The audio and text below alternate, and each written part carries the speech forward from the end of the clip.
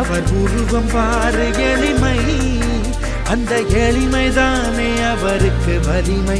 தலகணத்திடாத தலைவன் எங்கள் அண்ணன் மட்டும் தான். ஜப்பான் போனா சூப்பர் ஸ்டார், ஜெர்மனி போனா சூப்பர் ஸ்டார், அமெரிக்காவில் சூப்பர் ஸ்டார், ஆப்பிரிக்காவில் சூப்பர் ஸ்டார். பாட்டாளிகளின் பணியன கவனி, பள்ளி பிள்ளைகள் பயில கவனி, காய்கறி விற்கும் தாய்க்கால் போக்கும் கூடையில் கூட சூப்பர் சூப்பர் ஸ்டார். கடவுள் யாருன்னு யார்